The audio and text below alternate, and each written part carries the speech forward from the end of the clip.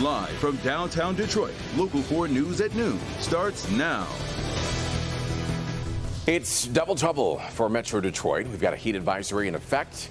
That starts right now, and then later, all eyes are going to be on Storm Tracker 4 there on the left-hand side of your screen and the skies. Brandon Rue is tracking some showers for you, some storms that might actually become severe.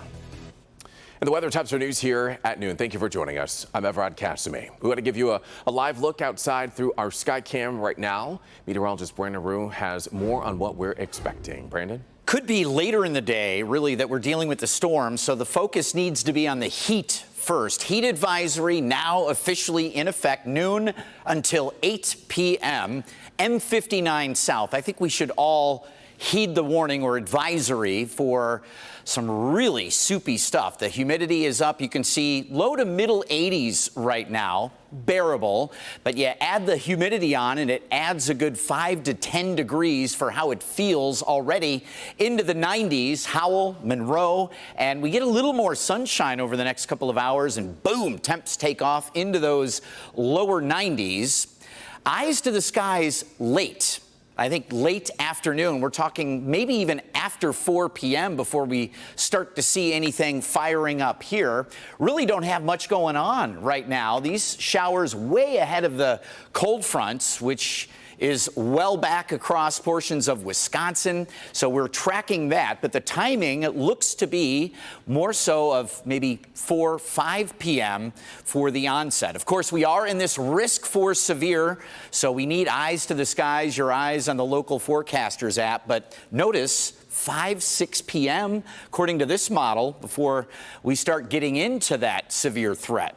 We'll take a closer look for you coming up, but if you're heading out now and you need your best weapon and tool for weather like this and any kind of weather, it's the Local Forecasters app. It's free, and we made it easy. You can hold the camera of your phone right up to the QR code, that box, and it gets you right there, Evrod.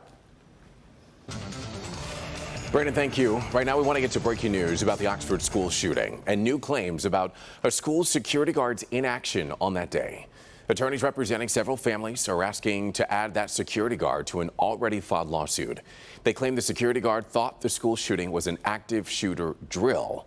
And they say video shows the guard walking down the hallway and even finding the body of Tate Meir.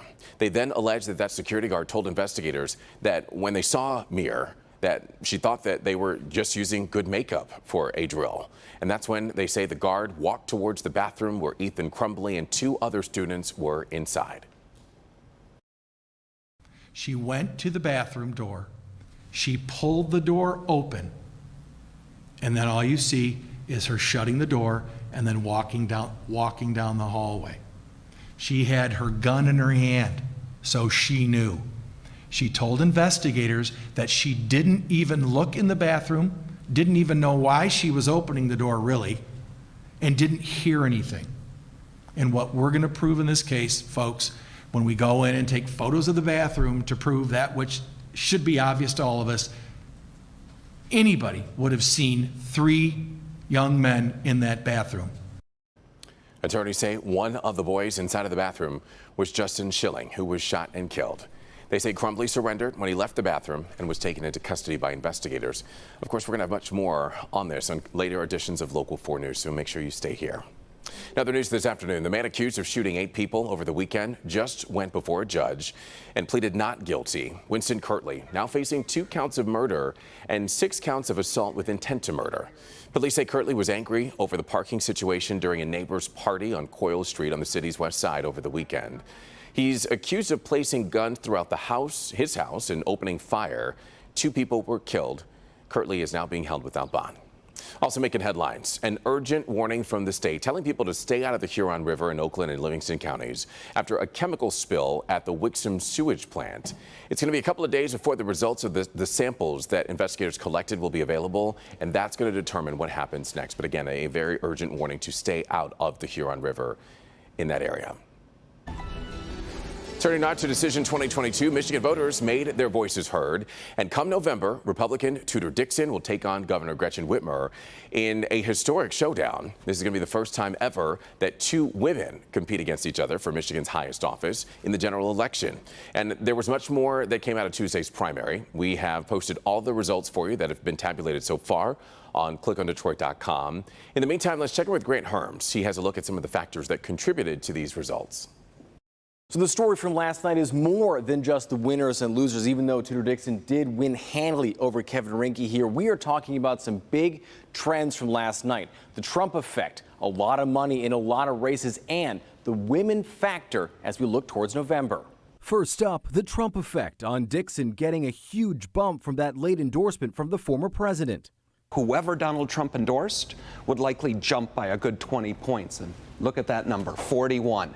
She had a huge win. Trump clearly controls the top of the party yet in Michigan.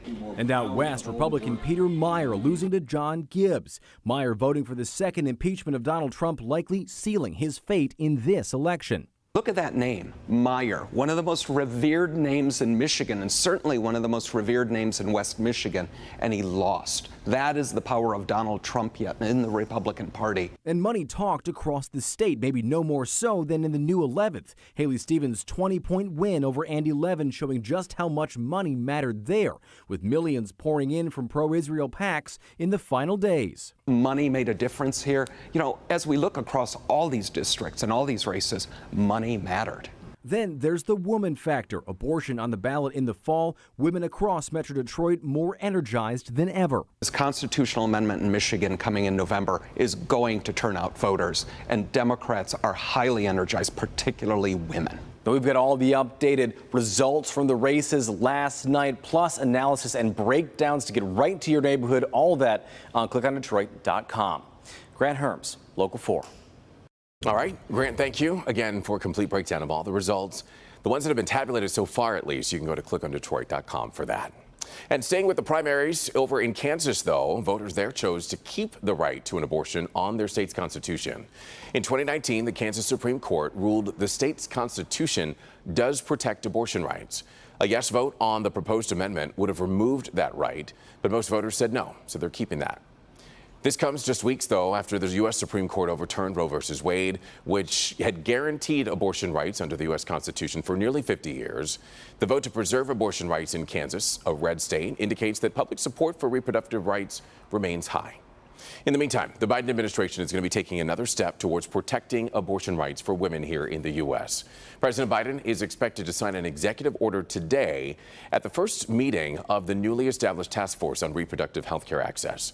The order will allow Health and Human Services Secretary Xavier Becerra to consider all relevant actions to make sure that women get medically necessary care without delay. And that's going to include giving healthcare providers the guidance that they need to address the legal restrictions that are in effect after the Supreme Court's decision to take away a woman's constitutional right to terminate a pregnancy. Now, this will be the second executive order President Biden has signed on the issue. But despite this move, there is nothing the president can do that's going to bring back a national right to get an abortion. In the meantime, here at home, there's going to be a hearing at 2:30 this afternoon in Oakland County Circuit Court regarding abortion access. And you might remember an Oakland County Circuit judge issued a temporary restraining order on Monday, stopping county prosecutors from enforcing the state's 1931 abortion ban. The order was issued as state officials scrambled to respond to a Michigan Court of Appeals ruling Monday morning that found county prosecutors could enforce the state's abortion ban. Karen McDonald, the Oakland County prosecutor, discussed the issue earlier today. Here's more of what she had to say. I swore that I would uphold the law in my position, and my number one goal, as is many prosecutors and DAs across the country, is public safety and justice. And the prosecution of medical providers under this law will not increase public safety. In fact, it will threaten it. Again, even if this very one of the strictest bans in the country, 1931 law, is doesn't somehow is ruled constitutional, it will not prevent abortions. It will just prevent safe abortions. And we're going to be monitoring what happens in court for you this afternoon. We're going to keep you posted on later editions of Local 4 News as well as on clickondetroit.com.